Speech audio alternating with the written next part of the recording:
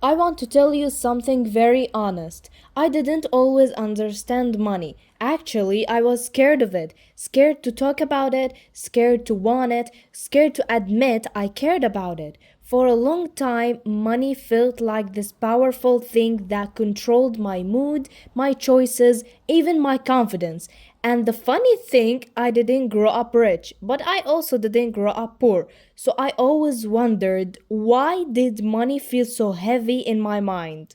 This video is not about getting rich fast, it's about how I changed the way I see money and how that change slowly changed my life. If you ever felt guilty for wanting more, if you ever felt anxious when thinking about money, if you ever felt like money was always running away from you, please keep watching. For a long time, money felt like stress. Whenever someone talked about money, I felt uncomfortable. When I thought about the future, money was always the scary part. I believed things like money is hard to get, only lucky people have money, if you love money, you are greedy, money changes people. I didn't even realize these were beliefs, I thought they were facts, and because of that, I avoided money. I didn't like checking prices, I didn't like budgeting, I didn't like thinking long term.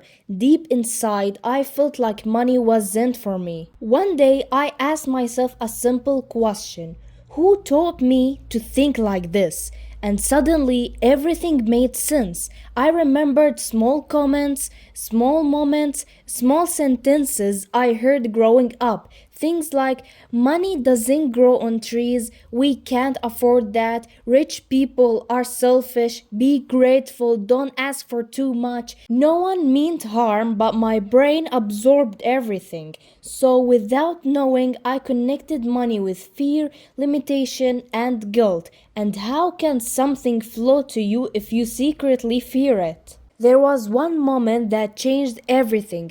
I was sitting alone late at night, scrolling, thinking, and overthinking, and I realized something painful. I wasn't bad with money, I was emotionally disconnected from it. I treated money like an enemy, something that judged me, something that decided my worth. That night, I said to myself, what if money is not the problem? What if my relationship with money is? That question changed everything. The first thing that helped me was this idea. Money is energy. It moves, it flows, and it responds. When you chase it with fear, it runs. When you respect it, it stays. When you understand it, it grows. I stopped seeing money as good or bad. Money is neutral. It only becomes something based on who holds it. That was a huge shift for me. Before, money controlled my emotions. If I had money, I felt safe. If I didn't, I felt anxious. That's dangerous. So I started separating my self-worth from my bank balance. I told myself I am valuable with or without money. And once I stopped attaching my emotions to it, I could finally think clearly.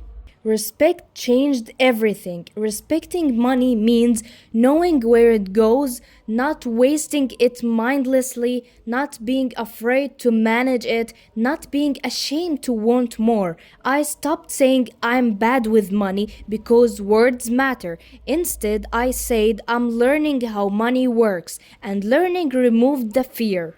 Wanting more is not wrong. This part is important. Wanting more money doesn't make you a bad person. It doesn't make you greedy. It doesn't make you selfish. It makes you honest. Money gives you options, freedom, and choices. And choosing growth is not evil. Once I accept that, I stopped feeling guilty for dreaming bigger.